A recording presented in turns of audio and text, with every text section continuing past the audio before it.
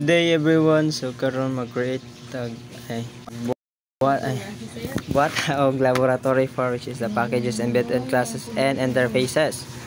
So first is mag-create og system for laboratory to demonstrate where and how classes are imported from various packages for submission. So the structure of the packages of e-commerce are the following.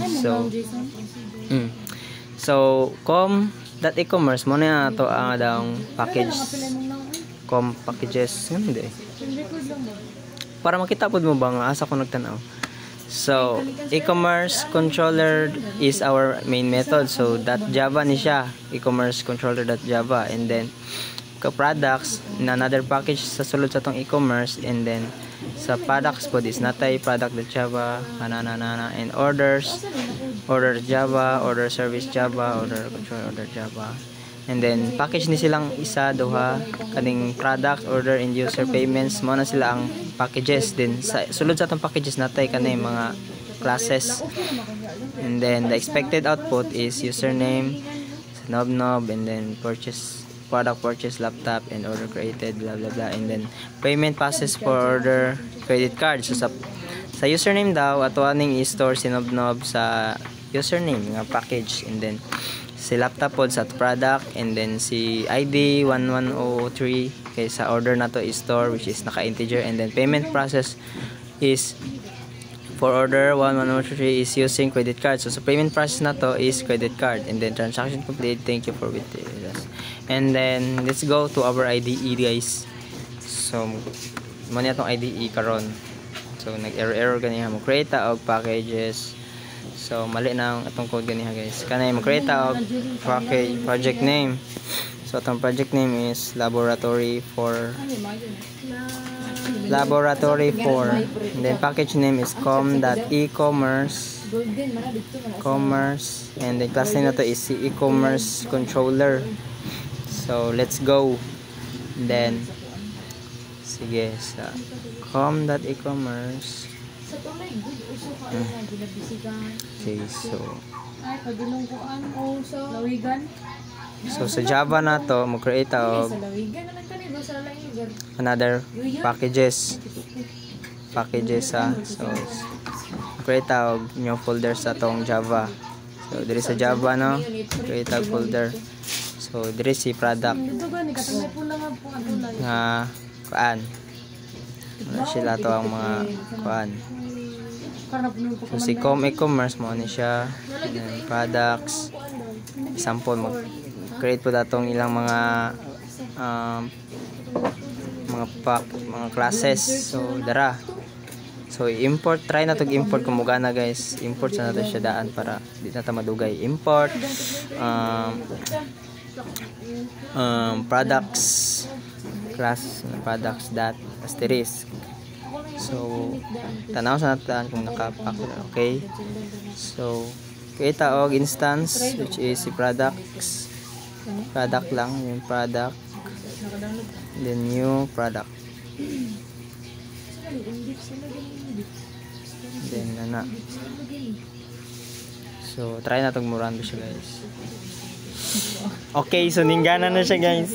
So ano na siya, and then so mag-create na tatong upat ka buok si product service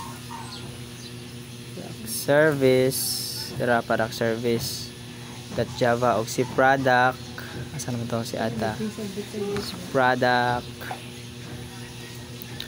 product controller, and then si product daw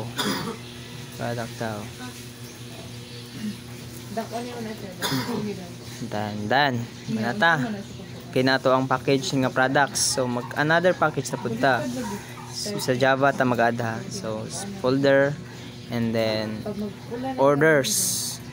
So orders narata natin package orders, and then create atong upat ka buok na classes which is si order.java, tapos si order service, and then si order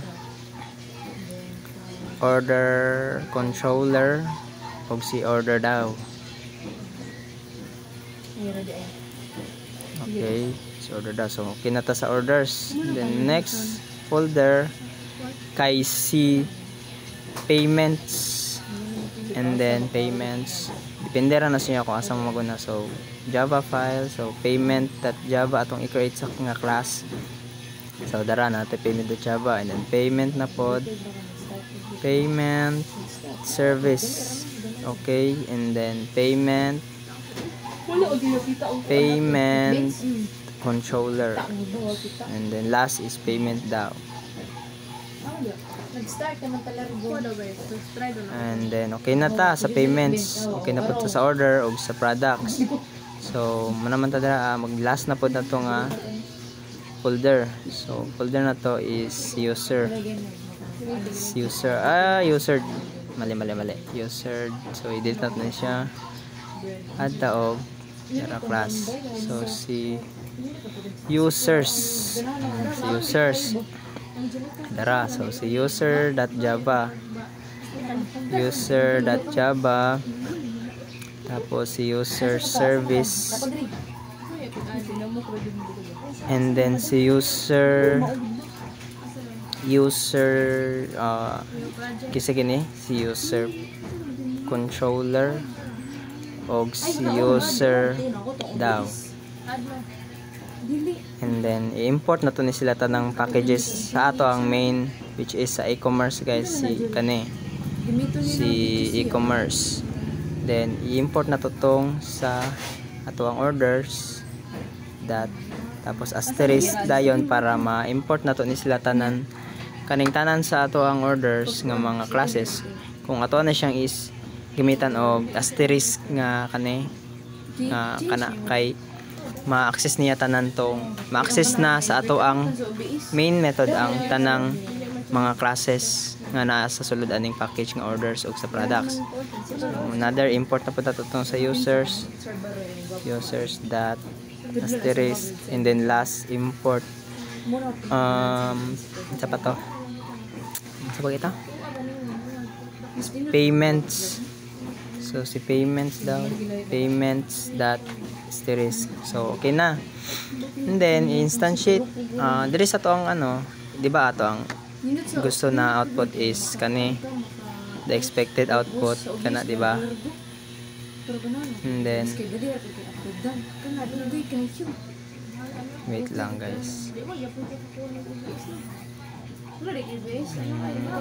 para makita na to siya pa.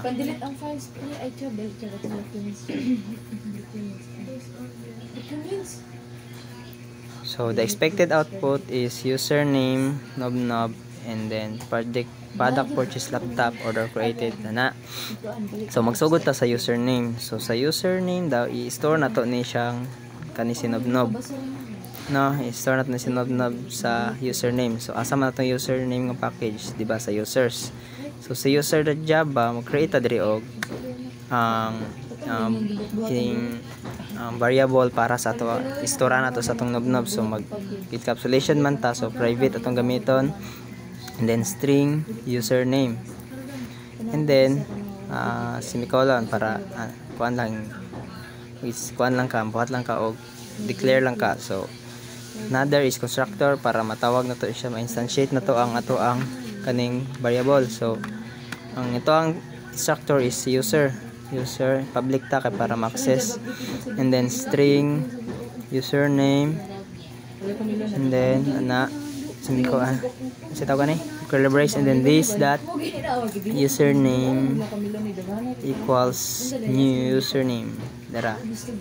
And then getters, mag-create ang getters nga method para ma-access siya sa atong main method ang ato ang matawag na to ni siya ang value niya. Okay, so public string, so i-return na to siya, return string, so get username, and then return na to iyang variable, so username. So, okay, so diri sa to ang main method sa e-commerce, mag-instantiate to diri as atong user, which is user dara, and then user atong variable, and then equals new user, then ang atong instance si nobnob, and then okay na. So para mo output taging username nobnob, so ato ang i-system.out.println, and then user name, tapos add plus mag-concatenate ta dire og ano, tawagon nato ni si user. So ana, user. So atong input dire is user dot katong iyahang getters, which is si get username. Get username, and then method ana, and then semicolon. So kung atong i-run siya guys diri so wala mag-error. So dara nakuha na to ang yang value, which is username nobnob. So sa second output na pod si product purchase laptop. So ato ang i-store na pod si variable ay si laptop sa isa ka variable, which is ipangalanan nato niya og product name, and then sa product man siya na store. So asa na to makita ang product? So diri sa package nga product. So saradaan na natin siya, and then ana. So kaning mga ano guys, kaning users controller ko user daw user service, so wala na nato gi-appel, pero nana siya iyang implementation sa sulod. Kaya ang ato lang gusto i-output is ang katong kaning expected output. So kaya ang ato mang expected output is kanilang si nobnob, si laptop, si ID. So ang ato lang magamit na mga ano nga mga classes is kaning si order.java, si payment.java, si product.java o si user.java. So karon mag-create na pud ta og para sa product. So di ba si product is laptop man, so another na pud ta diri og encapsulation na pod. So string product name, and then declare lang ta na, and then public na pod constructor, so product, and then sulod na to siya si string product name, and then si this that product name. So i-specify yun na to kung unsa ang iyahang variable name guys, para di ka malibog product name.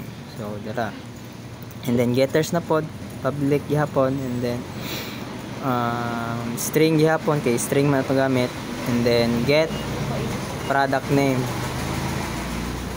ana guys, and then this return na dito, return product name. So dara, and then mag-instantiate na punta sa atong main method, which is dire sa baba sa user. So si product daw nato is yung variable is product equals new product. So product, and then ang iyang value is laptop or yung instance. So para matawag na to, so kaning laptop is na store na siya dito sa ato ang variable na product name, and then isulod siya sa constructor, and then makuha niya yung current instance, and then tawagon siya sa getters na to. So system.out.println, and then so product purchase man kaniyang ato ang goal nga ma-output product purchase laptop. So sa product purchase, so mag another concatenation ta dire, add plus, and then tawagon nato si product nga variable. So product dot then get product name, okay na, and then semicolon. So try na to siya og run guys. So saving, okay. So dara product purchase laptop. So same lang gyapon sa ibuhat na to sa order og sa payment process. So next order na pud ta. So sa order na to is si order.java, and then kay ang ato ang goal is makuan tong ma-print na to ang kaning order nga 1103. So from the word from the kuan nga number siya, so integer at gamiton. So integer. So ato ang i-declare is private na integer kay nag-encapsulate man ta. So int id lang. So mag-create na pud ta constructor, which is atong object si order. So public atong constructor order, and then isulod na to ang iyahang integer int na id, and then gamitan tog this keyword, this dot id equals id.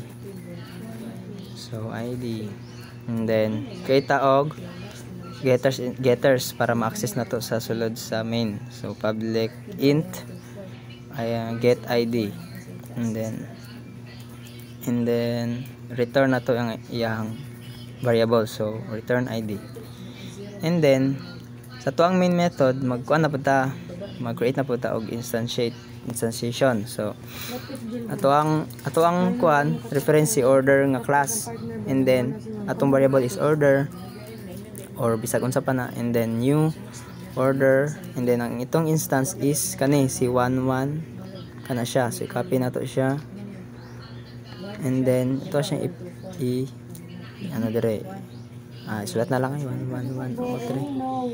So dara, so ato na pud siyang i-print out ang iyang output.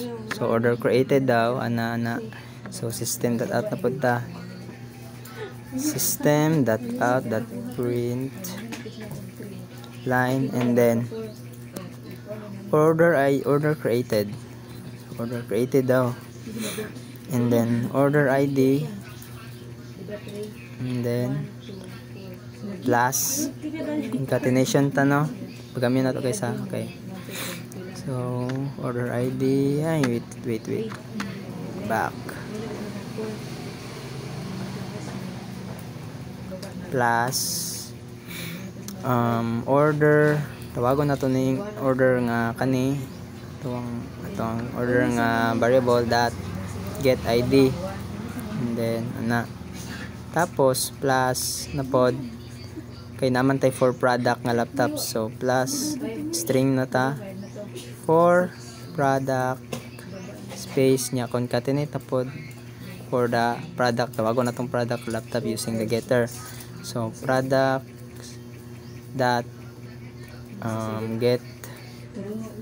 get product name, so product name, okay. So semicolon, and then try na to kung nakuha ba nato ning tulo ka kani output na diri tulo. Okay, so na-run siya guys, and then tama ang atong output guys. So nakita nato diri nga na-output nato siya, and then last napatay last sa payment. So payment process ta. So next is sa payment. So ato ang gamit ng payment is credit card. So what if GCash ang ato ang credit card ang atong payment method diri. So mag-create ta og kuan, same lang gyapon dito sa gibuhat nato kaniya. So sa payment.java mag-create ta og variable which is si private string ta guys, kay dili man ta magkuan og numbers. So private payment method na payment method magkuanta mag literal ta. So napod is next public na constructor payment ang atuang object, and then string sulod na to si string payment method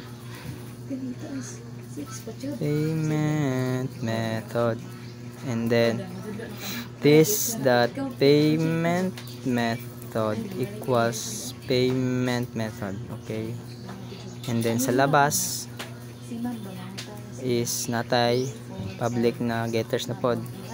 So public string na naman, string get payment method, get payment method ta, and then return payment method, and then okay na siya.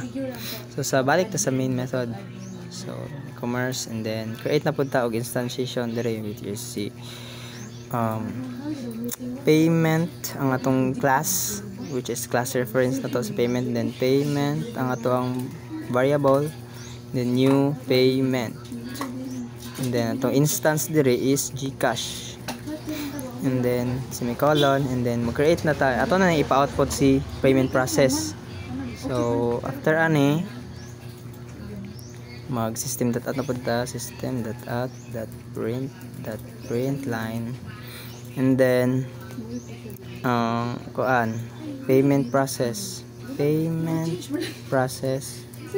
for order.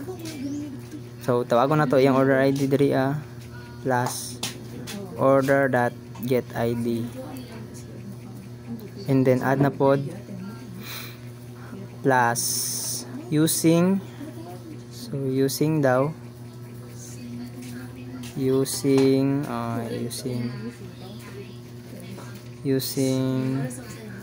sa to siya, wait lang, hindi ko maklik using product laptop using credit card. So ato ang i-add tong kani si GCash man ato ang kuandri adi na si credit card. So ato tawagon si payment na variable para si payment. So payment dot get payment method na, and then wait lang, mouse na to, and then semicolon. So last na pod is transaction complete na ta ug thank you with us. So system that out na pod ta para madritso nag-output tanan, and then transaction complete,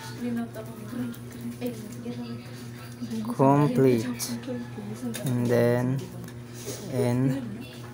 new line, thank you for shopping with us, and then okay, so semicolon, and then run na nato guys kung nakuha na ba nato ang ato ang expected output, which is mo ni siya. So i-run na to. So again, i-run siya. So dara atong output guys. So si username si Nobnob, and then si product purchase si laptop, and then sa order ID nato kay si 11103, and then gitawag po nato ang laptop nga kuan nga lagi nga attribute gikan sa product nga package, and then si payment process pod ay ato ang gamit si GCash, and then transaction complete siya. Thank you for coming with us. So i-back na to. So diri sa mga wala nato nagamit na mga classes diri, so kaya atong goal lang man is ang output. So napod ni siya mga implementation sa sulod diri which is i-control nato sa order controller, is i-control nato ang mga order nato. So pwede ta mag-create diri ang mga methods as well as diri sa atong other na classes. So kaya nakuha naman nato ato ang ato ang goal na ma-print out ni si expected output, which is kani sila. So manata, and we're done. Thank you. Pila ka minutes?